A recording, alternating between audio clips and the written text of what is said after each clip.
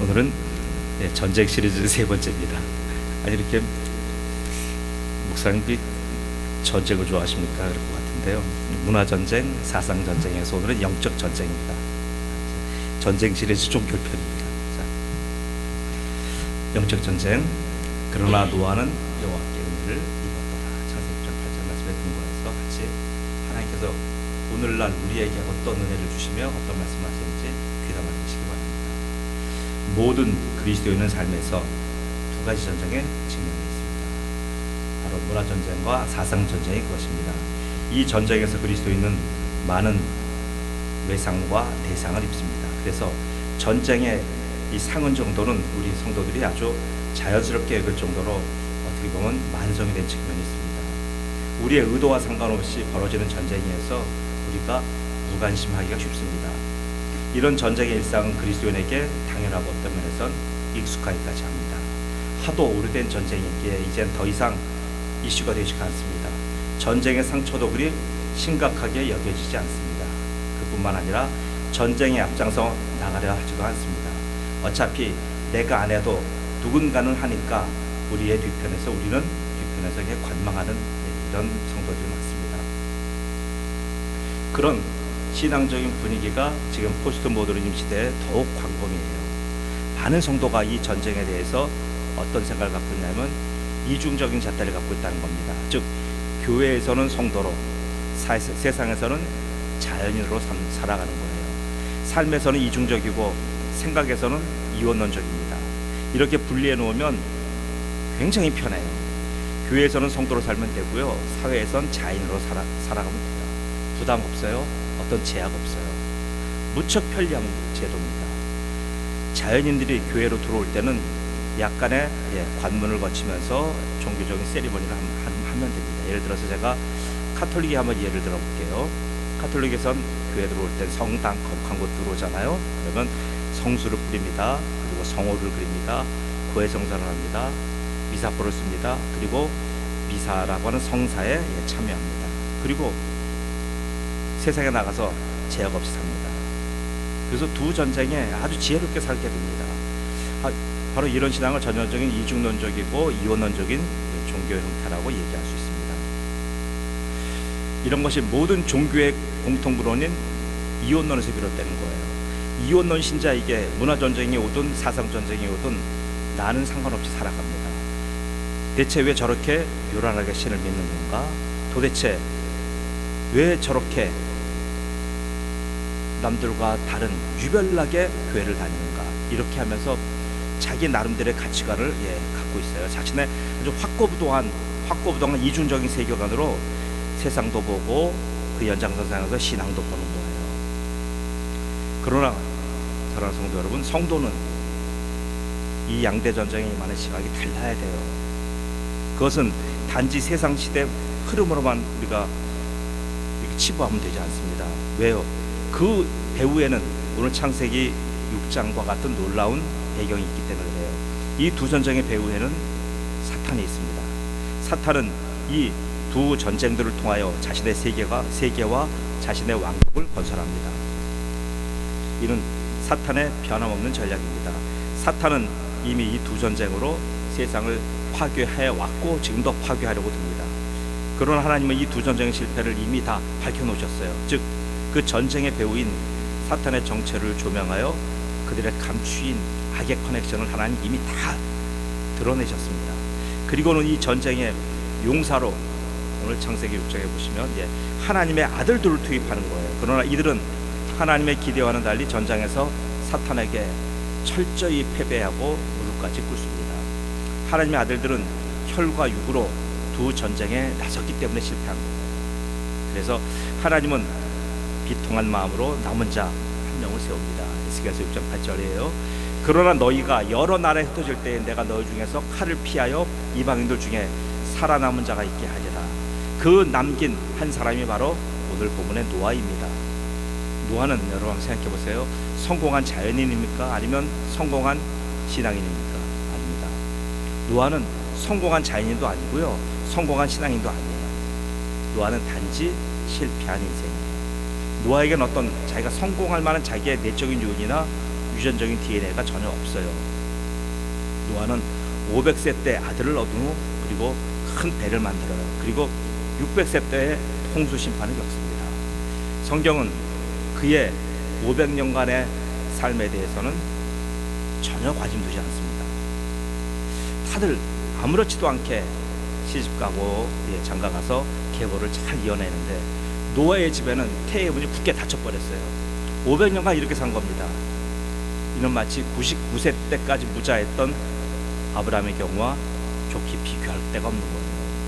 시대 정신인 다산과 풍요 문화에서 소외된 채 노아는 아무런 주목도 받지 못하고 이렇게 살았습니다. 노아가 드디어 자신감을 얻는 계기가 왔어요. 500세 때 새 아들을 얻은 후 드디어 세상 경영에 나서고자 합니다. 그러나 아들을 주신 하나님이 세상 경영 대신 노아에게 다른 한 명령을 주십니다. 배를 만들어라. 하나님은 노아가 세상 문화와 사상 체계에 섞일 기회를 원천적으로 차단하신 거예요. 노아는 아들을 얻었는데도 여전히 세상에서 소외되었고 세상 문화와 그 주류 사상에 섞이지 못한 그런 원시적인 상태 그대로였습니다. 그러나 이는 하나님의 바로 큰 그림이에요. 하나님은 노아가 이 두 전쟁에서 결코 승리할 수 없음을 아셨습니다. 그렇게 하나님은 세상과 섞일 기회를 아예 처음부터 차단하신 거예요. 500년간 자식이 없으므로 세상에서 손가락질 받고 살아왔는데 상황이 바뀐 이제는 내가 아들로 인해 좀 자랑도 하고 사람 앞에 당당하게 서고 싶었던 게 노아의 마음이에요. 그러나 하나님은 또다시 그에게 있어서 세상의 합류를 가로막습니다. 그 개입이 오늘 본문 8절이에요. 그러나 노아는 여호와께 은혜를 입었더라. 세상에 섞이고 싶은 그를 하나님은 막아섰어요. 그 이유는 그가 그 전쟁에 이길 수 없기 때문이에요. 그 다음으로는 그가 세상 자연들과의 친밀한 사귐을 갖게 되면 거기서 오는 정리라는 게 있어요. 그 정리에 휘말리지 않기 때문이에요. 마지막으로 그는 하나님이 사용하시려고 선택하신 오직 단 한 명의 남은 자이기 때문입니다. 이 노아마저 죄악의 탕류에 휩쓸리면 하나님의 계획을 옮길 사명자가 모두 사라지게 됩니다. 그래서 하나님은 노아를 아주 외롭게 두신 거예요. 노아의 인생을 우리가 한마디로 말한다면 외로움과 은둔이에요. 그는 외로움을 벗삼은 사람입니다. 노아가 하나님의 은혜를 입은 것은 그가 원하는 번성과 풍요, 축복과 행복 같은 현세적인 품목들이 아니에요. 세상과 섞일 수 없는 외로움, 고독, 은둔이 바로 노아가 받은 은혜의 내용입니다. 오늘날도 마찬가지예요. 그리스도인들이 세상살이에 잘 섞이지 못하는 경우가 의외로 많아요. 이럴 때 무리하게 세상에 진출하면 인생살이가 너무나 고달파집니다. 무엇을 해도 힘들어요. 이럴 때는 노아처럼 세상에 대해 오히려 외로움으로 승부해야 합니다. 그리고 하나님을 돕대야 합니다. 하나님이 그리고 인도하시는 말씀을 들어야 합니다. 그러면 어떤 일이 생깁니까? 길이 보여요.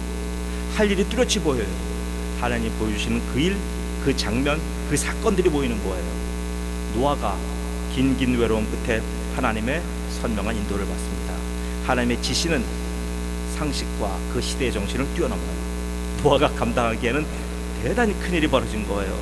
자신의 인간됨과 자신의 능력의 그릇으로는 상상할 수도 없는 위대한 사명을 부여받았습니다. 그동안 침묵하고 계셨던 하나님은 이제 노아에게 기대를 걸어요. 누구에도 밝히지 않았던 하나님의 계획을 오직 노아에게만 말씀하시는 거예요. 그 내용이 세 가지입니다. 첫째는 현 세상에 대한 하나님의 진단을 노아에게 말씀하셨고요. 두 번째는 그 문제 해결을 위한 하나님의 해결 방안을 노아에게 말씀하셨고요. 세 번째로는 노아에게 노아, 당신이 해야 될 일이다. 이 세 가지를 말씀하신 거예요. 제가 그 말씀을 읽어드릴게요.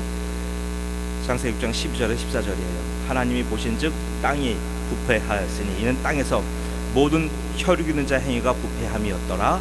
하나님이 노아에게 이르시되 모든 혈육 있는 자의 포악함이 땅에 가득함으로 그 끝날이 내 앞에 이르렀으니 내가 그들을 땀과 함께 멸하리라.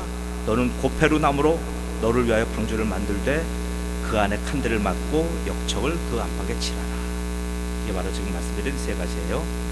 500년을 외롭게 산 노아에게 너무 황당한 이런 명령과 지시 아닙니까?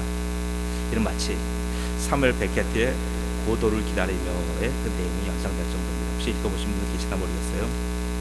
저희 책을 죄송합니다. 초등학교 2학년 때 처음 읽었어요. 제가 무슨 대단한 독서가서 읽은 것이 아니고요. 저희 형님 댁에 갔더니 이 책이 꽂혀 있더라고요. 선명하게 꽂혀 있는데 그 책의 장정이 너무나 이뻤어요. 그래서 제가 그 책을 읽어보게 되었습니다. 그리고 이제 거기 보시면 블라디미르와 에스트라공이라고 하는 두 명이 나와요. 이 사람은 길가에 늘 앉아서 뭔 얘기를 하는 사람들이에요. 이들의 주제는 일상적인 대화가 아니에요. 밥 먹었나, 뭐 어디 갔다 왔나, 그래 뭐 요즘 소금값은 어떠냐, 뭐 이런 소소한 내용이 아닙니다. 일상에서 적응하지 못하는 소망 없는 두 인물들이 아주 갈증나게 기다리는 한 분이 있어요. 그 사람 누구냐면 고도라고 하는 가상의 인물이에요. 고도는 끝내 오지 않아요. 그런데 두 사람은 언제나 늘 그렇듯이 길가에 나와서 고도를 기다려요. 이 사람 저 사람에게 물어보면서 점점 더 확신을 갖습니다. 그러나 결국 고도는 오지 않아요. 노아는 마치 이런 자처럼 보여요. 블라디미르와 에스트라공처럼 노아는 외로움에 지친 나머지 매우 어리석기까지 한 자로 보여집니다. 그는 고페르 나무를 잘라요. 세 아들을 동원하여 배를 만드는 어리석은 행동을 합니다. 무려 미니멈 80년 이상이에요. 그런데 노아에게는 바로 고도가 찾아왔어요. 세상 사람들이 정신병자라 비우는데도 그는 산 위에서 배를 만듭니다. 웃어야 할지 울어야 할지 모를 정도지만 세상의 눈에 노아는 바로 블라디미르와 에스트라곤 같이 이렇게 보일 뿐이에요. 당시의 가치관에서 가상세계를 살아가는 정신없는 인물의 대표가 누구? 바로 노아입니다. 오늘날도 마찬가지예요. AI가 인간을 제치고 만물의 영장자를 누리는 이 고등한 시대에 하나님을 믿고 따르는 성도들이 세상에서 볼 때는 얼마나 하찮게 보이겠습니까? 그들에겐 우리가 마치 가상인물 고도를 기다리는 에스트라곤과 블라디미르 같이 그렇게 보일 거예요. 그러면 세상에 혹시 이런 시끄러운 소리가 들리십니까? 사람들에는 조롱하는 소리가 혹시라도 여러분 들리십니까? 먼저 이것을 알지니 말세에 조롱하는 자들이 와서 자기의 정욕을 따라 조롱하며 이르되 주께서 강림하신다는 약속이 어디 있느냐? 조상들이 잔으로부터 만물이 처음 창조될 때와 같이 그냥 이 땅 안에. 베드로서 3장 3절 4절 말씀이에요. 그들이 너에게 말하기를 마지막 때에 자기의 경건하지 않은 정욕대로 행하며 조롱하는 자들이 있으리라 하였나니. 유다서 1장 18절 말씀이에요. 여러분들에게 혹시 이런 세상과 자연인의 조롱소리가 들리십니까? 이 좋은 날에 교회에 왜 가냐고? 내 쓸 것도 없는데 연번은 왜 하냐고? 내 사용할 시간도 없는데 교회 직분은 대체 왜 맞냐고? 그리고 정말 천국 지옥이 있어? 그리고 너 정말 하나님 봤어? 이런 조롱과 기롱 여러분 무수하게 듣지 않으셨습니까?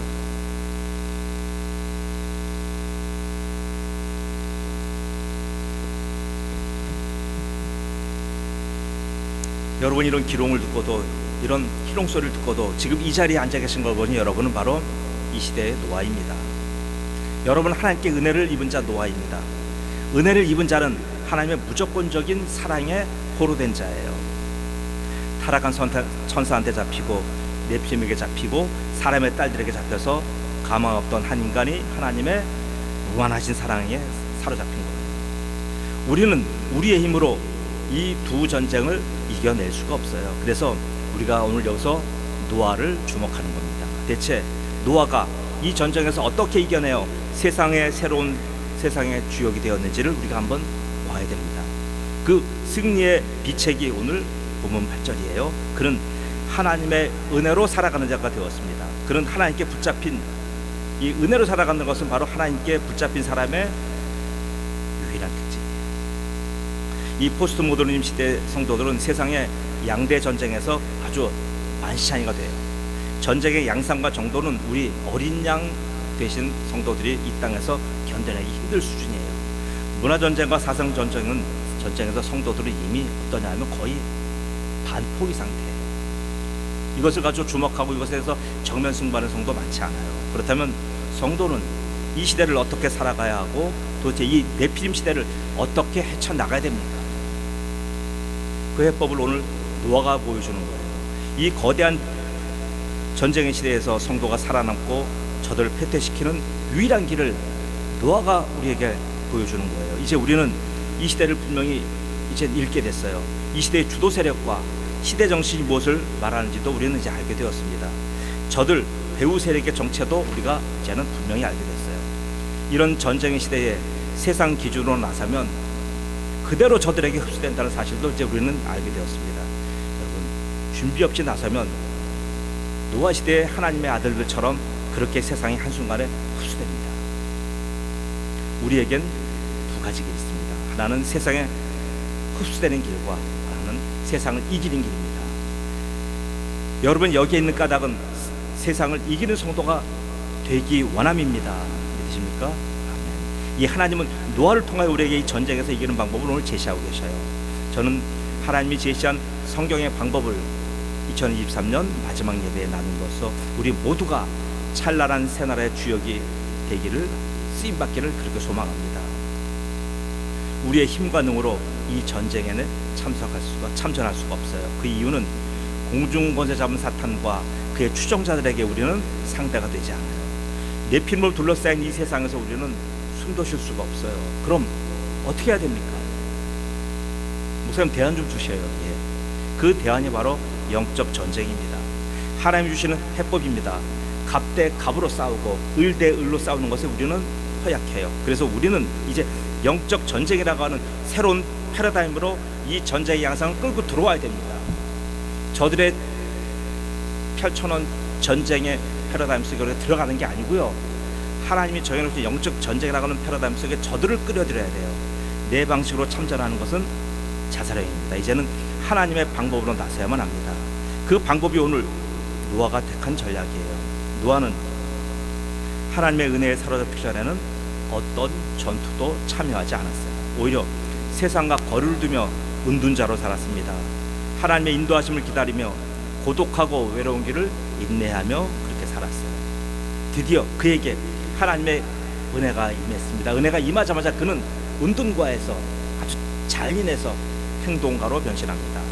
은둔자로 살면서 세상 온갖 비웃음의 주인공이었는데 이제는 더욱 심한 조롱과 기롱의 주역이 되고 말았습니다. 저들이 볼 때 노아는 바둑속담에 있잖아요. 장고 끝에 악수른다고. 그 말이 딱 들어맞는 사람이에요. 500년 잊혀진 사람으로 산 사람이 산으로 들어가더니 나무와 씨를 합니다.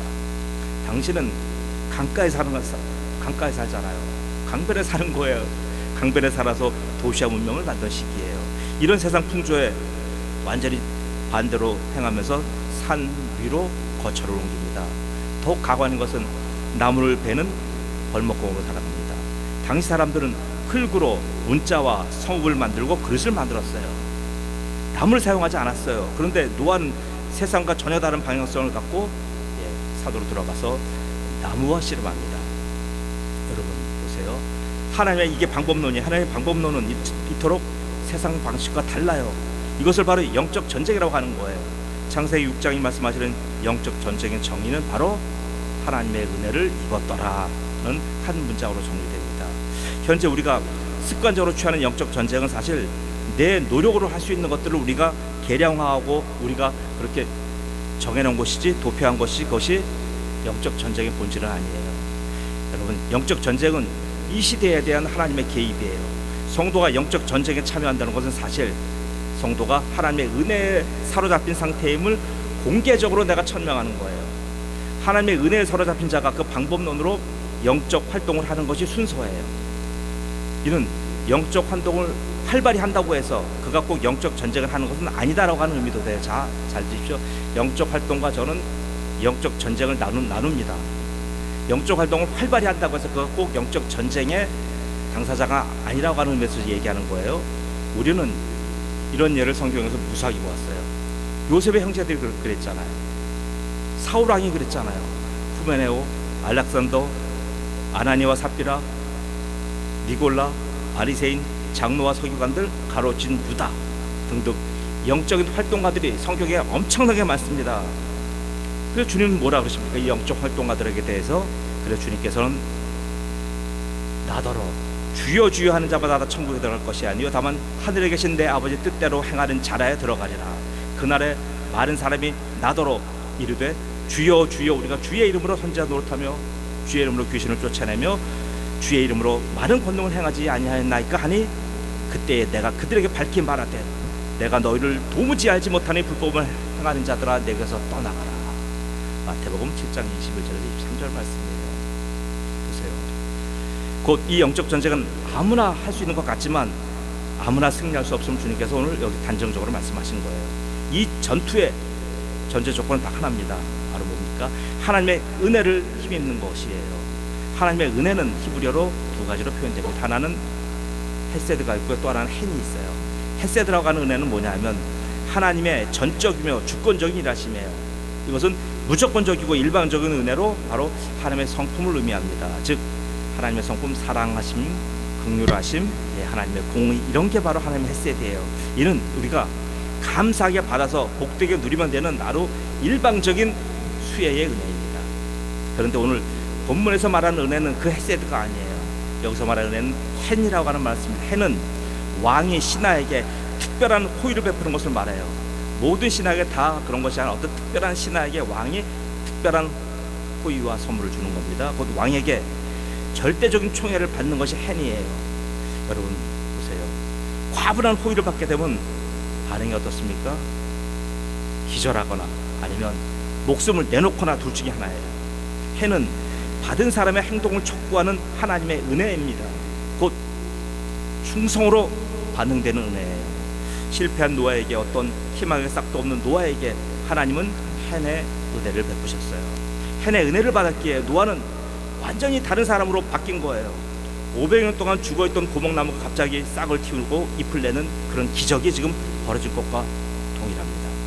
은둔자로 전혀 존재감 없던 자가 어떤 장정도, 어떤 군사도, 어떤 대단한 도성도 하지 못할 일을 지금 하고 있어요. 당신은 보세요. 집단으로 모여 살던 시기예요. 그래야만 안전하잖아요. 집단 구성원이 아닌 개인이 그 당시에는 혼자서 헤쳐나갈 수 없는 사회 구조입니다. 개인이 어찌 저 강대한 네피림의 도성에 도전합니까? 있을 수 없잖아요. 그러나 은혜 입은 노아는 이런 집단과 도성과 문화와 사상의 한 그런 환경들을 보지 않아요. 오직 그는 누굴 봅니까? 은혜 하나님을 보는 거예요. 하나님만을 주목하는 거예요. 그분의 명령만 듣습니다. 한 개인의 이런 변화를 세상은 콧방도 끼지 않아요. 나비짓으로 여기는 거예요. 나비의 이런 짓. 그에게는 사회의 변동 요인의 어떤 신라 같은 요인도 한 개인의 변화에서 보이지 않아요. 이것을 우리가 신약식으로 한번 해석해 볼게요. 신약식으로 말하면 이는 바로 하나님의 은혜를 입었다는 것은 바로 예수님의 명령을 받은 거예요. 예수님의 명령을 받은 대상은 누구든지 이와 같은 생명의 부활을 경험해요. 귀신과 질병이 쫓겨나가요. 유대 청년들에게 예수님의 명령이 떨어지자 모든 것을 버리고 주님을 따르는 일들이 여기저기서 막 일어나요. 이것이 바로 뭐예요? 헨의 은혜예요. 헨의 은혜가 오면 나의 상태, 나의 처지, 내가 있는 나의 이 지금 누추한 나의 현실이 보이지 않아요. 그 대신 보이지 않던 하나님이 보이게 되는 거예요. 그러므로 이 은혜는 죽어가는 대상일지라도 사회 변동의 주역으로 격동케 하는 하나님의 능력을 받게 됩니다. 노아는 이 헨의 은혜에 감격해 하나님의 어떤 요구와 명령에도 전폭적으로 따르는 사람으로 바뀐 거예요. 그 일이 몇 년 내에 끝나지 않을 것도 알아요. 하나님 주신 식양대로 거대한 상자별을 네 식구가 만드는 이 불가능에 도전하는, 만드는 것은 꼭 불가능에 도전하는 TV 프로그램 같이 그렇게 느껴집니다. 그런데 노아는 여기에 어떤 이론과 토를 달지 않고 하나님의 은혜를 따라 살아요.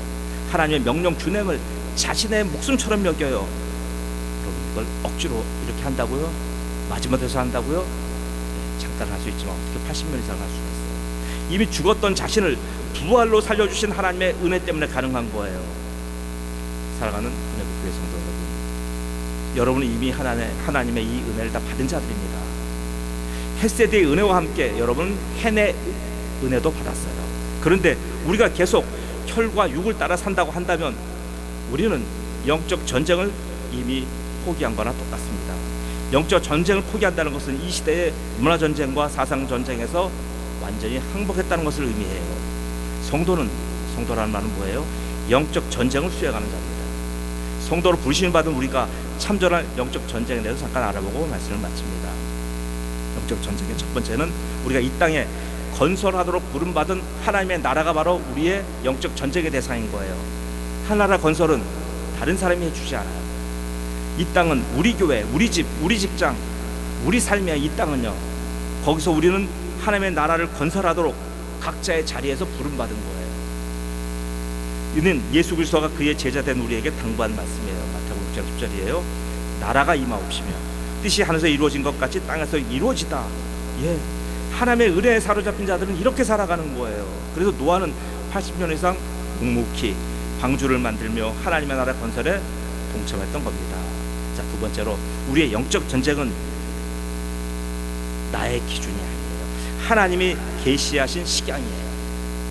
내 마음대로 하는 것이 아닙니다. 본문 6장 14절에 16절이 그 내용이 나와 있어요. 제가 읽지 않았습니다. 하나님은 인간이 마음대로 변개치 못할 것을 반드시 하나님은 세필묘사로 그렇게 우리에게 알려주세요. 어떤 겁니까? 식양대로, 식양은 디자인이라는 뜻이에요. 정확한 수치와 재원을 하나님 다 불러주신 거예요. 성경에 보시면 그런 게 있어요. 어떤 거는 아주 막연한 내용들이 있는데 어떤 것은 하나님이 세세하게 치수 하나하나까지도 다 불러주시는 게 있어요. 그게 식양이에요. 뭐에 대해서 이렇게 불러주셨냐면 희생제사, 절기, 성막, 성소, 지성소, 법궤, 성전, 율법, 언약, 그리고 직분, 이런 게 그래요. 그래서 이런 것들은 아무렇게나 만들고 함부로 우리가 하는 것 아니에요. 신앙생활이 마치 이와 같습니다. 신앙생활은 하나님의 식양 곧 하나님의 디자인대로 하는 거예요. 내 마음대로 내가 줄을 긋고 내 구역을 정하고 내 편의주의에 맞춰 사는 것이 아니에요. 여기서 실패한 자가 누굽니까? 그 유명한 아담이에요. 하나님이 정한 식양은 뭐였어요? 선악을 알게 하는 나무의 실과는 먹지 말라였는데 그는 이 식양이 아닌 자기의 기준 갖고 함부로 하나님의 기준을 옮겨버렸어요. 자, 세 번째로 우리의 영적 전쟁의 대상은 누굽니까? 하나님 자신이에요. 자, 잘 보십시오. 저는 오늘 자꾸 이 네거티브한 걸 얘기하지 않고 제가 아주 포지티브한 측면에서 얘기하는 겁니다. 하나님이 이 모든 것의 출발점이에요. 하나님이 근원이시며 하나님은 과정이시며 하나님은 우리의 목적입니다. 믿으십니까? 하나님은 우리의 근원이며 우리의 동기이며 하나님은 우리의 과정이며 하나님은 우리의 목적입니다. 우리는 이 영적 전쟁의 동기와 목적을 나 자신에서 끌어내는 존재들이 아니에요. 이 전쟁에 실패하는 자들은 나의 필요로 전쟁하며 나의 목적을 이루기 위해서 전쟁하는 거예요. 이런 태도는 영적 전쟁이 아닙니다. 그것은 뭐예요? 그것은 모든 종교에서 말하는 숭고한 영적 활동이에요. 나름의 종교심과 영성을 갖고 초월성을 그리워하는 영적 활동이에요. 영적 활동의 동기와 목적은 바로 나 자신이에요. 이런 것을 종교라고 하는 겁니다. 영적 전쟁은 나로부터 시작하지 않아요. 하나님부터 시작합니다. 어디? 은둔 자, 실패자, 죽은 자가 영적 전쟁에 나섭니다. 영적 전쟁은 하나님이 시동을 거는 거예요. 그리고 그의 종에게 이를 위임시키신 거예요. 그의 종은 이를 시행할 우리들은 아무런 우리가 능력과 어떤 기획이 없잖아요. 하나님은 하나님의 은혜로 받을 수밖에 없는 자들을 선택하시는 거예요. 자요. 하나님은 하나님의 은혜로 받을 수밖에 없는 자, 그런 자들을 선택하셔요. 믿으십니까? 자신이 잘나고 자신의 성취가 있고 자기 자신이 내힘으로 추앙받는 자들은 하나님이 절대로 추앙받지 않으셔요. 자신이 큰 자요, 자신이 용사요, 자신이 강자요, 이런 자들은 하나님 절대로 택하지 않으셔요. 곧 영적 전쟁은 하나님의 섭리입니다. 내가 활동함으로 내가 하는 것으로 오해하기 쉬운 실상은 하나님이 일으키신 전쟁이에요. 하나님이 창조하신 세상을 하나님이 직접 다스리시고 하나님이 개입하십니다. 하나님의 일하심, 하나님의 행동하심이 섭리이며 이 섭리를 그의 종을 끌어들여 참여시키는 것, 이것이 바로 영적 전쟁입니다. 사랑하는 은혜부 교회 성도 여러분, 2023년 마지막 주일이 됩니다. 여러분의 금년 한 해 동안의 영적 전쟁은 어떠하셨습니까? 하나님과 함께 하셨습니까? 아니면 나 혼자 내 마음대로 내 발견 대로 하셨습니까? 이 시간만큼은 오직 하나님 앞에 좀 우리가 진솔해 보시기 바랍니다. 나의 2023년 신앙 행위는 영적 전투였는지 아니면 나 스스로 내가 정하는 영적 활동이었는지 한번 돌아보시기 바랍니다. 신앙생활을 영적 활동으로 계속하시면 포스트 모더니즘 시대에 포스트 모더니스트의 문화 전쟁과 사상 전쟁에서 우리가 분별할 능력도 없고 싸워 이길 능력도 없어져요. 나 홀로 광야에 외롭게 서 있는 그런 버섯나무 같은 형국이 돼버려요. 그런 성도 여러분, 하나님의 은혜를 은혜대로 받으십시오. 그 은혜에 어떤 해석이나 주석을 달지 마십시오. 하나님의 은혜에 사로잡힌 살아있는 노아가 여러분이에요. 하나님은 여러분의 영적 전쟁을 후원하며 그 승전보를 바로 기다리시는 거예요. 21세기의 노아로 하나님의 명령을 다 준행하며 이 영적 전쟁에서 승리하며 그 승리 때문에 늘 기뻐하며 늘 하나님 안에서 웃으시는 귀한 하나님의 성도이시기를 예수님으로 축복합니다. 아멘. 기도합니다. 아버지 하나님, 은혜 감사합니다. 아버지 하나님, 이 세상이 이토록 우리가 모르는 사이에 수많은 전쟁 속에 휘말려 있는 것을 우리가 보았습니다. 그런데 아버지 하나님, 우리의 시각은 너무나 좁아서 내가 하는 일이 다 잘 되면 그 모든 것은 신경도 쓰지 않고 살았습니다. 그러한 내 건강이 아무리 좋다고 한들 이 땅이 중국에서 불어오는 미세먼지로 1년 360일이 가득 차 있다고 한다면 내가 아무리 잘하고 건강하다 할지라도 이 건강이 담보되지 않는 것처럼 지금 이 땅이, 이 세계가 사상전쟁과 바로 이 문화전쟁에 휩싸여 있습니다. 아버지 하나님, 우리가 그들을 쫓아갈 능력도 없고 그들과 함께 맞서서 무엇을 기획하거나 우리가 정정할 만한 힘이 전혀 없습니다. 그래서 오늘 하나님이 노아에게 가르쳐 주신 바로 이 노아는, 그러나 노아는 은혜를 입었더라라고 하는 말씀처럼 아버지 하나님, 바로 이 영적 전쟁에 참여한 자로 불러주신 저를 찬양합니다. 이제 우리가 이 바뀐 패러다임 내에서 그들을 쫓아가는 것이 아니라 우리의 링 안으로 그들을 끌어들여서 이 영적 전쟁에 참여하여 아버지 하나님, 하나님을 기쁘시게 하며 이것으로 말미암아 우리가 이 땅에서 늘 이기는 승리의 신앙이 되도록 축복하여 주옵소서. 이런 위대한 인생이 이날 이후로 이 하나님 부르신 그날까지 한 번도 패배하지 않게 하시고 늘 상시 이기는 상승군의 놀라운 축복이 은혜빛 교회 성도들의 있기를 예수 그리스도의 이름으로 기도드리옵나이다.